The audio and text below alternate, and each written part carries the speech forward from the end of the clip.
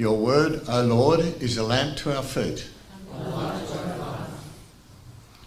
Our reading today is from John 21. After these things, Jesus showed himself again to the disciples by the Sea of Tiberias, and he showed himself in this way. Gathered together there were Simon Peter, Thomas the twin, Nathanael of Cana in Galilee, and the sons of Zebedee, and two others of his disciples. Simon Peter said, "I'm going fishing." They said, "We'll go with you." So they went out and got into the boat, but that night they caught nothing. Just after daybreak, Jesus stood on the beach, but the disciples did not know that it was Jesus. Jesus said to them, "Children, you have no fish, have you?" They answered him, "No." He said to them, "Cast the net to the right side of the boat, and you will find some." So they cast it out, and now they were not able to haul it in because there were so many fish. That disciple whom Jesus loved said to Peter, "It's the Lord." When Simon Peter heard that it was the Lord, he put on his outer garment, for he had taken it off, and jumped into the sea. But the other disciples came in the boat, dragging the net full of fish, for they were not far from the land, only about 100 yards off. When they had gone ashore, they saw a charcoal fire there, with fish on it and bread. Jesus said to them, "Bring some of the fish that you have just caught." So Simon Peter went aboard and hauled the net ashore, full of large fish, 153 of them, and though there were so many, the net was not torn. Jesus said to them, "Come and have breakfast." Now none of the disciples dared to ask him, "Who are you?" because they knew that it was the Lord. Jesus came and took the bread and gave it to them, and did the same with the fish.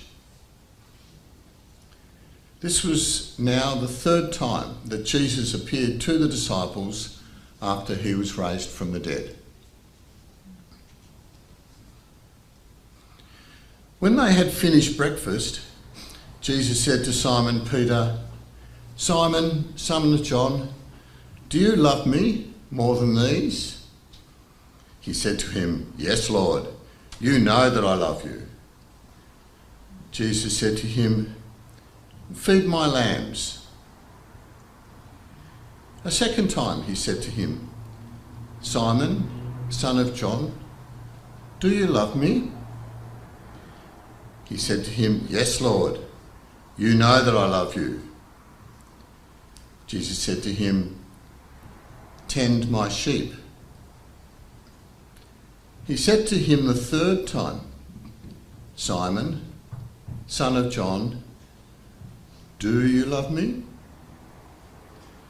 Peter felt hurt because he said to him the third time, "Do you love me?"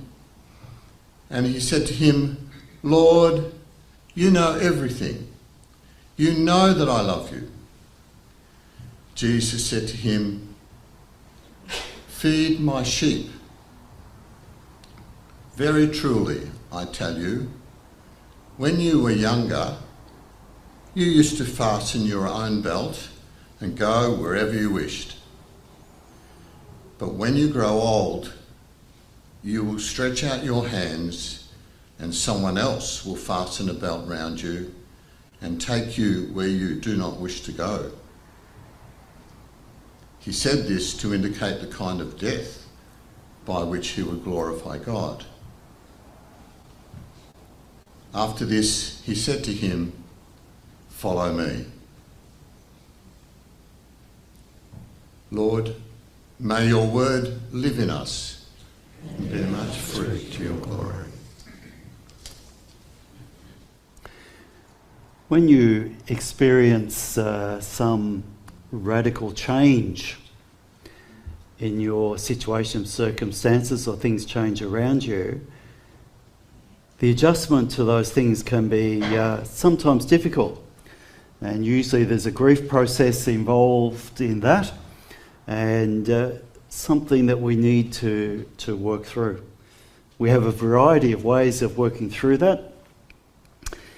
And sometimes people will need to spend some time reflecting, and other times people will need to get out and do something. Interesting in the reading that we've got this morning, the disciples have reached the stage where they were wanting to go out and do something.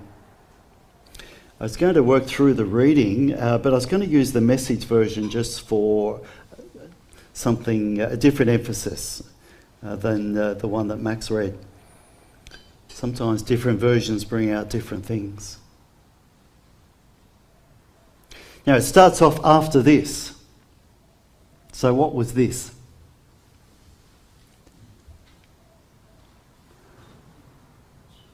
There had been Easter, there had been Good Friday, there had been Easter Sunday. There had been a number of times where Jesus had appeared to the disciples. But also it was a time where the things that they did before, they stopped doing because Jesus had been with them. That's why they were doing what they were doing. And now Jesus wasn't with them in the same way.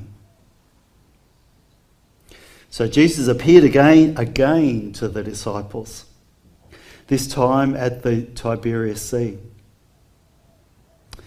Why did Jesus have to appear a number of times? Why is it recorded that Jesus appeared? Di's got the answer? To confirm that he was alive. Yes. And also, have you ever had that experience where, first of all, you sort of think this is the end of the world? You haven't. Well, I can confirm it hasn't happened yet. But there's been times where I've thought this is really the end of something, and you feel like the bottom's dropped out. The year 2000 when it ticked over. Yes. A lot of people thought that was going to be the end of the world. Yes, and it wasn't. No. Yep. There have been a number of people that have predicted it, and they've been wrong so far, unless we're all dreaming. And then you sort of get to the point where you sort of maybe just mope around a bit, you know, you just feel, well, what's the point of this? It's a bit like a redevelopment process. And then you sort of start to look around and see something or think something or have a conversation or something just triggers a different perspective. And all of a sudden, you see new possibilities and something that might happen. It's a process, isn't it? And I wonder whether part of that Jesus appearing to the disciples a number of times, and sometimes it was different disciples, but those stories just remind us that it's not just a matter of we just hear this information and that's it. We know it's right and we are changed. It takes time for us to come to grips with something that's happened and to recognise the transition and change of what needs to happen. And I think in the midst of the reading this morning, there is a message to us as we face a transition of what it means to be a disciple, what it means to be church. For us to listen again to what the passage might be saying to us and what Jesus might be saying to us in this passage. So, it was by the Sea of Galilee. This is how we did it. Simon Peter, Thomas, nicknamed Twin, Nathanael from Cana in Galilee, and the brothers of Zebedee and 2 other disciples were there together. Now, one of the commentators was saying, Nathanael. I think he was saying, from vague memory, was that this is about the second time that Nathanael's name's mentioned in the Gospel. First time was when? It was under the fig tree. So there were 3 times, Grant, because there was also the fig tree, but that was part of his call, wasn't it? Sorry, yes, yeah. The first mention of Nathanael is part of the call. And whether in this imagery that John, because what John does in his gospel, in a story like this, he will pick up a number of echoes of what he's thought was important and those signs and things that he's emphasised in his gospel. So including his Nathanael name there is a link back to the call of the disciples. And Simon Peter announced, I'm going fishing. I did think, Max, when you were reading that, if he left his boats, they were out for 3 years, I wonder where he got the boat from. But that's maybe a different story and getting in the way. The rest of them replied, so they must have been together. Maybe they were sort of thinking about where do we go from here and what do we do? And maybe that's why Peter said, I'm going fishing. He didn't say, let's go fishing. He said, I'm going fishing. The rest of them replied, we're going with you. And they went out and got in the boat. They caught nothing that night, and when the sun came up, Jesus was standing on the beach. But they didn't recognise him. There was something different about him. But also they were a bit out at sea, weren't they? As they were coming in. Jesus spoke to them, good morning, did you catch anything for breakfast? No, they said. Throw your net out the other side of the boat and see what happens. Now they didn't know this was Jesus, which is different to some of the other stories where they knew that Jesus was saying something to them. They did what he said, and all of a sudden there were so many fish in it, they weren't strong enough to pull it in. And that's when the beloved disciple said, it's the Master. And Peter recognised it, put on some clothes and jumped into the water, and the other disciples came into the shore. When they got out of the boat, they saw a fire laid with fish and bread cooking on it. What did Jesus say to Peter? Feed my lambs. Fish and bread provided for a meal, echoes of the Last Supper, of all the meals that Jesus had with the disciples. Jesus said, breakfast is ready. Not one of the disciples dared to ask, who are you? Because they knew it was the Master. But they still weren't quite sure. But maybe they weren't quite sure also how to relate to Jesus, who was different to what he was, and their relationship is different to what it had been when he was with them. Jesus took the bread and gave it to them. He did the same with the fish. This is now the 3rd time Jesus showed himself alive to disciples since being raised from the dead. Echoes of the feeding of the 5,000, of the handing out of the bread.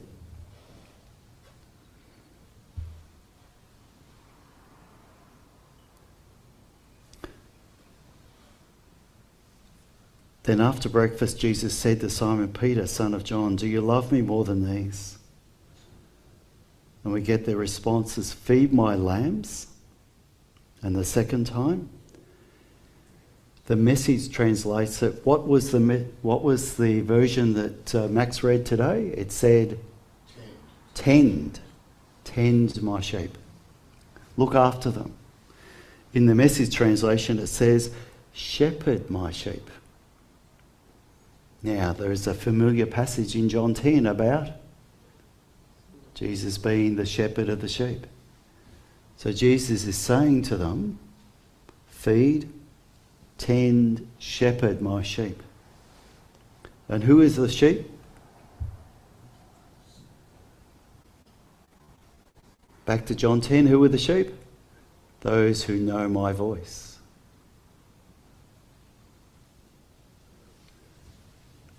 There is a change of pace, a change of role that's happening in the midst of this passage. When Jesus was with the disciples, they followed what Jesus was saying, they learnt from him. He taught them, he tended, he fed them. In this new situation where discipleship is renewed, where discipleship is restored for Peter,